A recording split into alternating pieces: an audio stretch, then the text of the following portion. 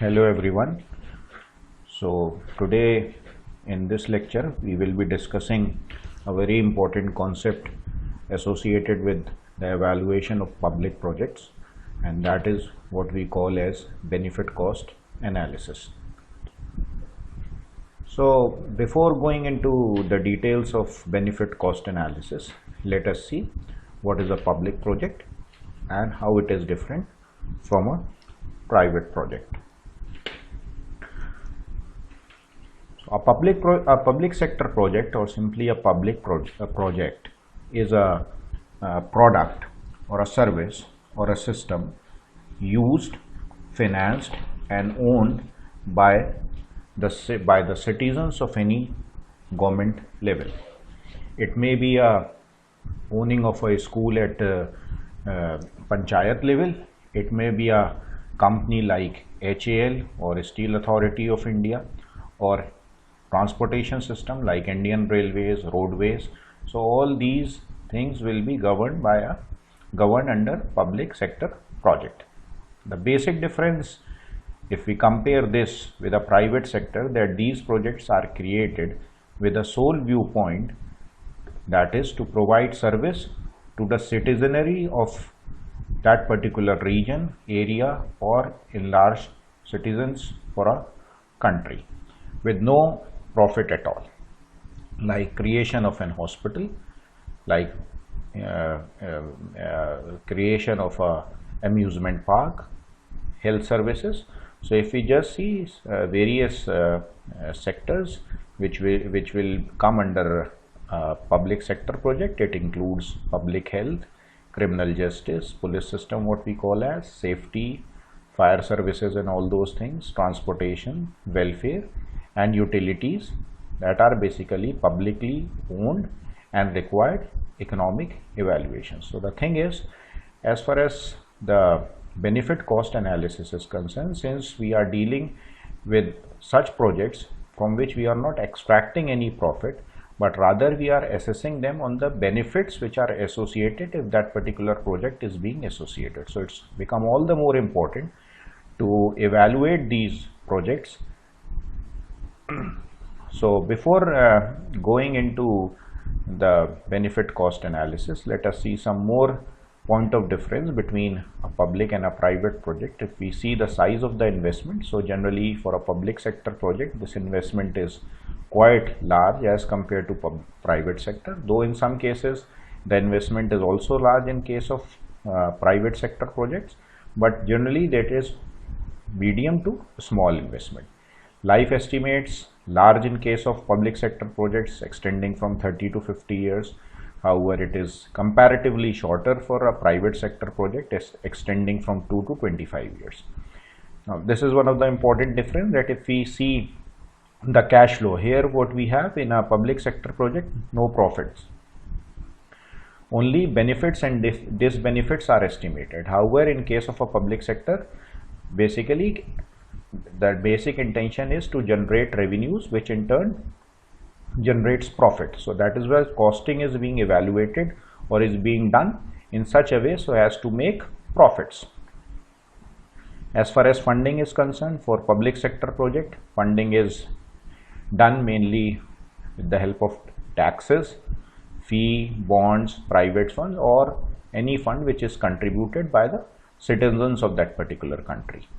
However, for funding a private sector project, we have stocks, bond, loans, and individual owners. Of course, the interest rate is low in case of public sector because we don't requires any profit. So generally government give relaxation as far as the taxation is concerned, but it is high because they are based on cost and of capital.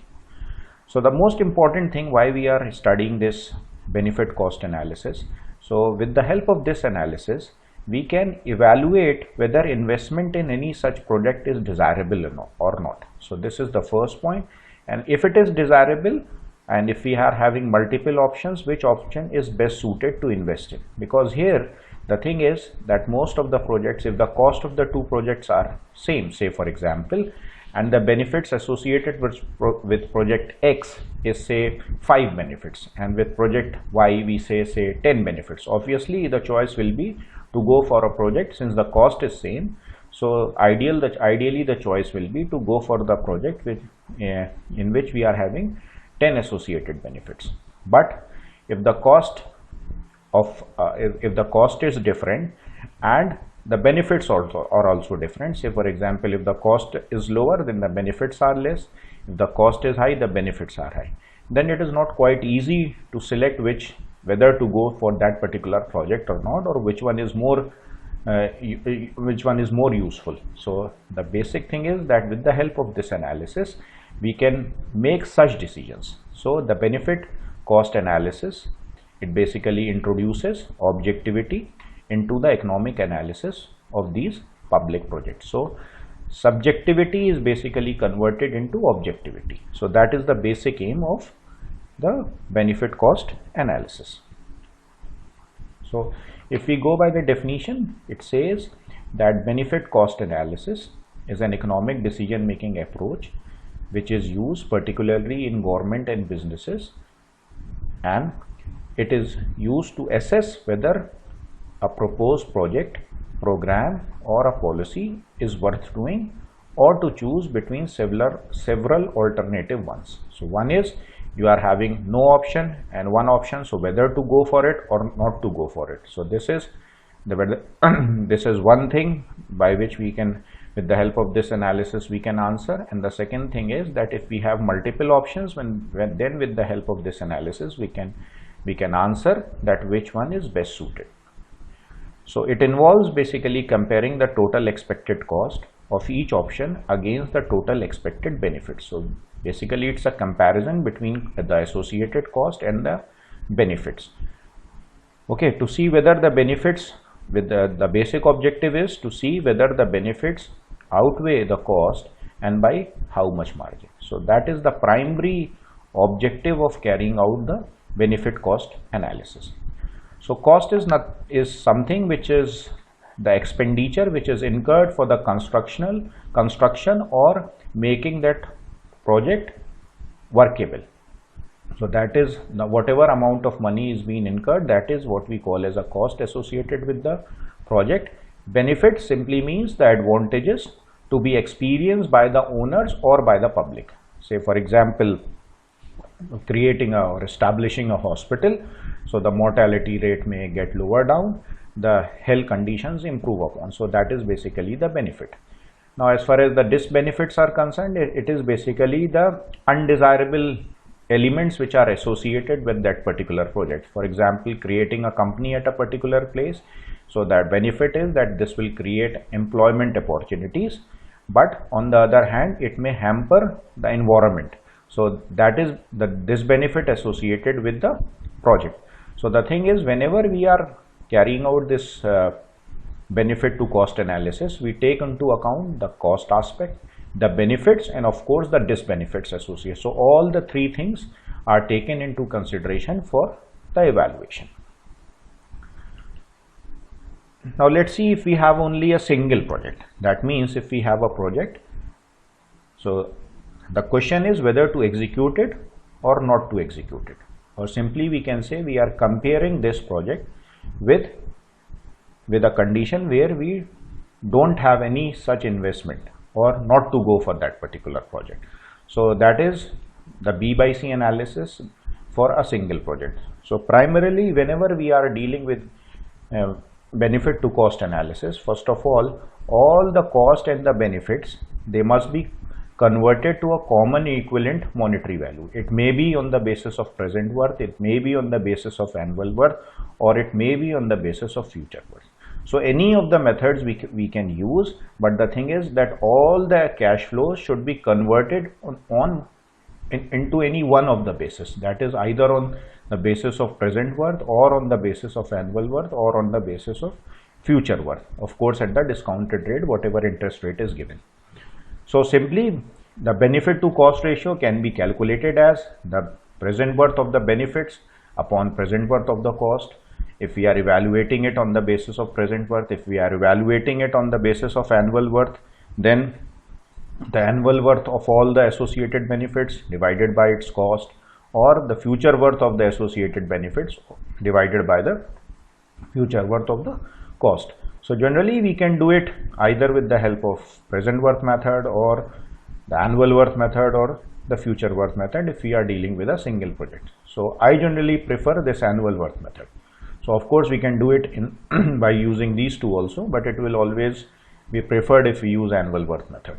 So a simple decision rule is that if we calculate the present worth or the future worth for the benefit and the cost, and if we calculate the benefit to cost ratio, simply says that if B by C benefit to cost ratio comes out to be greater than equal to 1, then the project is economically justified. Otherwise, the project is not economically justified. So let us see with the help of this example, a very simple example.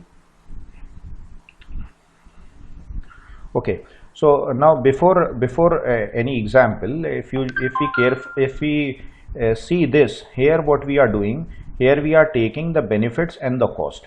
However, we are not giving any attention towards the disbenefits which are associated with the project, what we have discussed in this slide. So if we just incorporate the disbenefits associated with any project, so the formula for benefit to cost analysis, it may be slightly modified. That is what we call as the benefit to cost ratio. We can calculate this by subtracting the disbenefits from the benefits and dividing it by the cost. So it is generally expressed as benefits minus disbenefits divided by the cost. However, if there are some maintenance and overhead cost associated with the project, then that is also subtracted from the numerator, or that cost is also subtracted from the benefits. So in that case, the benefits minus disbenefits minus the M&O cost, that is maintenance and overhead cost, this is to be subtracted from the benefits. So the thing is, either this cost is nothing, but this is the amount of investment which is being incurred in establishing or in commissioning that particular project or making that particular project workable. So the thing is, this is known as the conventional B by C, and when we take these things into account, that is the maintenance and overhead cost along with the disbenefit, then this formula is slightly modified. We call it as modified benefit to cost analysis. So this is the same. The only thing is that in the previous one, we are not taking into consideration any disbenefits associated. So we are writing it like this, but whenever we are taking into consideration the disbenefits and the maintenance and overhead expenses, so the benefit to cost ratio can be written like this. Apart from this, we have one more term which is basically used in this context, what we call as a profitability index. So profitability index is basically generally used whether if the same project is being executed by a private sector firm. So generally private sector firm, we have already discussed that these firms work because these firm works just to generate some kind of profit. So the thing is, if we just define this profit, how we can define this profitability index, like if we see the modified B by ratio that we have discussed in the previous slide, it is nothing but the benefits minus disbenefits subtracted the maintenance and overhead costs divided by the initial investment. So the thing is, if we just rearrange this, we can rearrange this in this manner. That is, if I do it on the basis of present worth, so it will be the present worth associated with cost minus with benefit minus disbenefits minus the present worth of the associated maintenance and overhead cost. If I write this in this way, so simply if I do it on the basis of present worth, we can do it on the basis of annual worth also, and this is the present worth which is associated with the investment. So I can write, if we carefully see this and if we compare any cash flow diagram, what is this? This is basically the benefits, benefits that is, or we can say the profit. If we convert these benefits into profit, so this is basically the profit, and this is basically the cost incurred in maintenance and overheads. So this is the net cash flow, what we call as. If we just draw the cash flow for this, So the present worth B minus D will be an arrow pointing downwards, and this B minus D is an arrow pointing upwards if we refer this to as profit, and this is the arrow which is pointing downwards. So if we arithmetically subtract the two, this is nothing but this will be the present worth or of the net cash flow at any point of time t. In present worth, we are computing this at point 0. So the thing is, if we rewrite this formula, that is, this thing is nothing but this is the net cash flow at any point of time t with respect to present worth. So this divided by the present worth of initial investment, if we take up this ratio, then that is basically known as the profitability index, because here what we are doing, this is what? This is the net profit which is being generated if a same project is being executed by a private firm. So in a cash flow diagram, this figure, that is the numerator of this, will depict the degree of or the amount of profit. So this is the present worth of the net cash flow divided by the investment. So we define this ratio as profitability index. So if we compare on the basis of profitability index, if the value of PI is greater than equal to 1, then the project is economically acceptable at the discounted rate, and if PI is less than 1, then the project is not economically accepted at the given interest rate. So again, profitability index is another basis on the basis of which we can make decision whether to accept any particular project or not, especially when the same is being executed by a private sector. So let's see an example. So this is an example given where there is a construction of a toll road. The number of kilometers is given, that is 21.51 mile road is to be constructed in the outskirts of a city. The construction requires 5 years of time with an average cost of $3.9 million per mile. The interest rate is given as 4% and the study period is given as 30 years. So the thing is, this is only one project. So evaluate the economics of the proposal using a modified B by C analysis. And second is evaluate the same thing from the profitability index point of view. Fine. So here if we just see, we don't have any comparison. We are having simply a single project and we have to make a decision whether to accept it or not, or simply we can say that we are comparing this project with the condition where we are not opting for this project or no project at all. So if I just see the values, the initial investment is given as 88. How we get this 88? You multiply 22.51, this is the length of the road which is to be constructed, multiplied by 3.91. So if we multiply 22.51 by 3.91, this will come out to be 88 million. So 88 million amount of money is to be invested, and how it is to be invested? It is given as 4 million now, and in year 5, that is 4 million in year now at that point 0, and at the end of 5th year again 4 million, and from 1 to 4 $20 million each for each year. Okay. So similarly, annual manufacturing and overhead cost is given, revenues is given, and estimated benefits is given. Let us see one by one. So if we take up the initial investment, so it is given as 88 million. Let's draw a cash flow diagram for this. So if I draw the cash flow diagram, what it says, 88 millions, they are to be invested in such a way that $4 million for the first year and for the 5th year, and for the remaining years from 1 to 4, it is $20 million each. So this is the cash flow. Now since this amount of money is invested only up to years 5, but we have to evaluate it for a project life of 30 years, which is given in the question, that is 30 years. So if I just draw the cash flow for the initial investment, the cash flow will look like this. So if I find out what will be the present worth of this investment, that is quite simple. Like if we see, we are having this 4 million is already at the present point of time. We can convert this 4 million to the present time period simply by using the relationship what we have discussed in our earlier classes, that future worth is nothing but the present worth plus 1 plus I to the power n.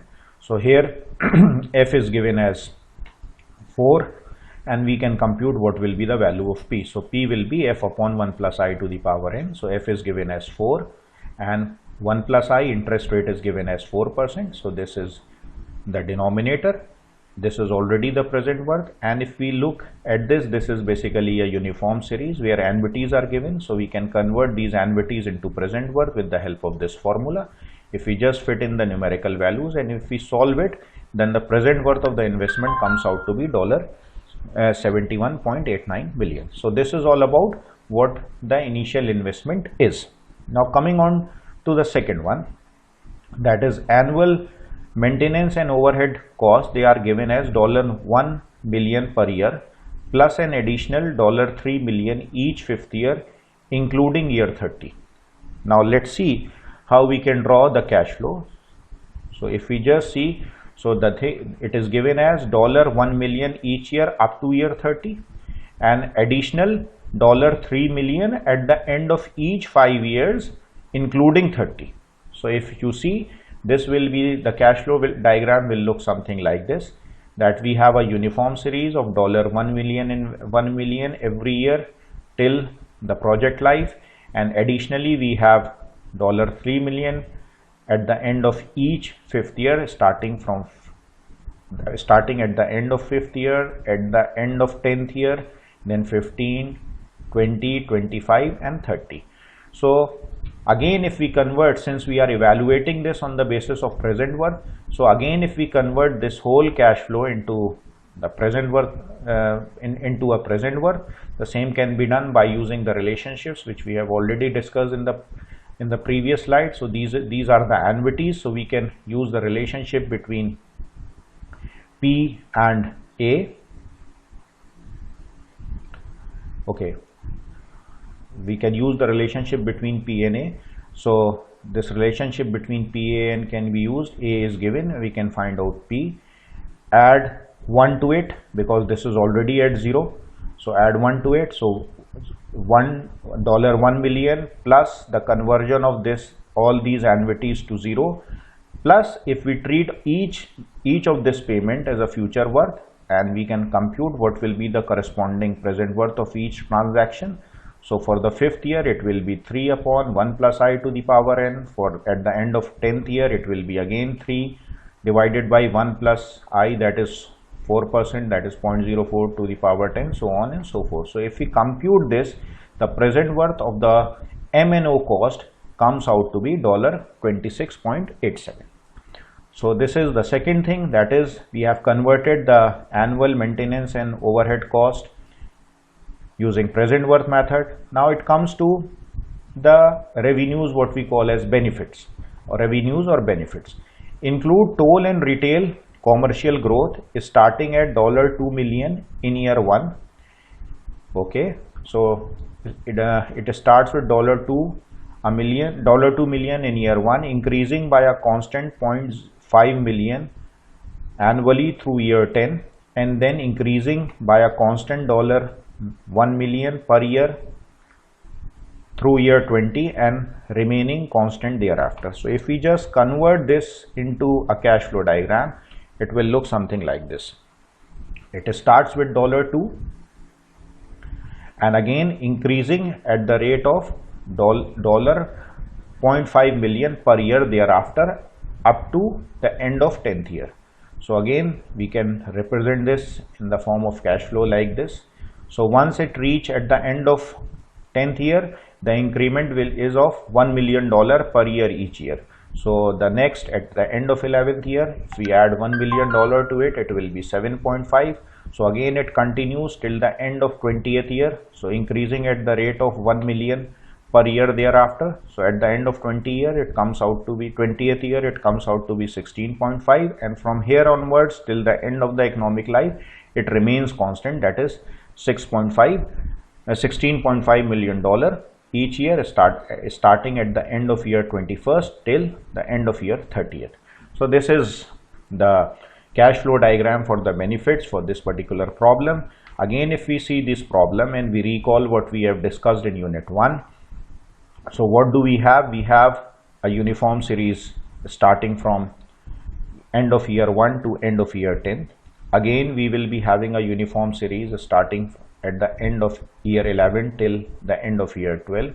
And again, we are having a uniform series starting at the end of year 21st till the end of the economic life. So we have 3 uniform series or 3 annuities, and if we carefully see, again we have another series in this, because this is how we have converted this into a uniform series. So whatever remains is nothing but it is a gradient series with G equal to 0.5. Similar is the case here. We have a uniform series with annuities equal to $7.5 million per year and a gradient where G equal to $1 million per year.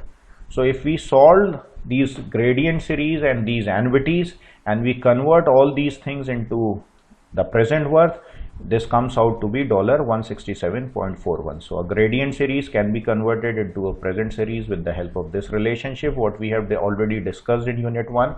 Of course, we have to do some manipulations also, because particularly in this series, when we are computing the gradient, it will be calculated here. So it will be calculated at the end of year 10th, and again with the help of present and future worth relationship, we have to convert this transaction up to at point 0. Similar is the case with the uniform series also. So if we apply whatever we have discussed in unit 1, and if we just compute, the present worth of the benefits will come out to be $167.41. So this is for the benefits. Now if we again come to the problem, then there are some disbenefits also. Includes loss of business, income tax and property values in surrounding areas starting at $10 million in year 1, decreasing by $5 million per year through year 21 and remains at 0 thereafter.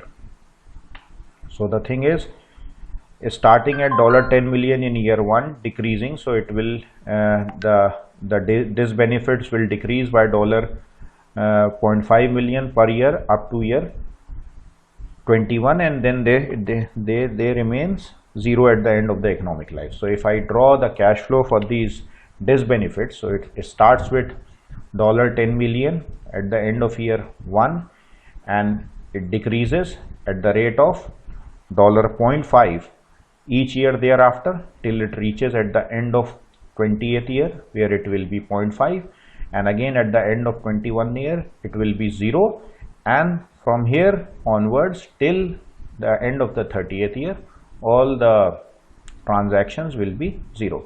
So if I just convert this a negative gradient into its present worth, how we can do that?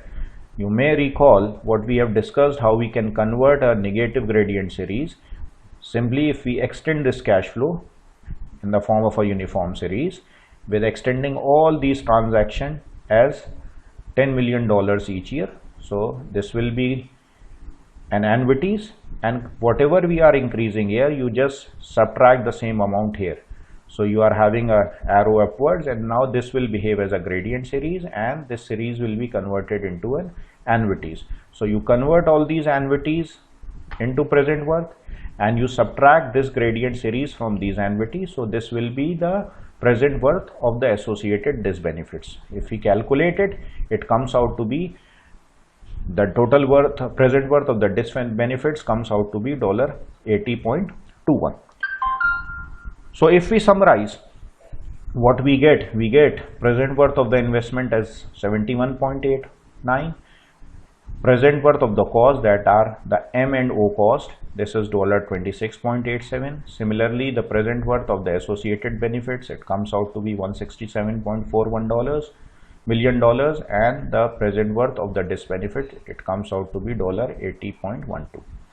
Now if we recall the formula for the B by C ratio, it simply says that benefits subtracted all the benefits minus the disbenefits associated with this and the M&O cost associated with this. So if we just subtract this cost, that is the present worth of the cost, present worth of the disbenefits from the present worth of the total benefits, and divided by the investment, So that will give us the value of benefit to cost ratio. So if I put the numerical values, it will be 167.41 minus 80.12 minus 26.87 divided by the present worth of the investment, that is 71.89. So if we see, the B by C ratio comes out to be 0.84. Since it is less than 1, so it is not economically justifiable to accept this particular project. Now from PI point of view, that is the profitability index. So what we have discussed in profitability index, we don't take into consideration the disbenefits. We don't take into consideration the disbenefits.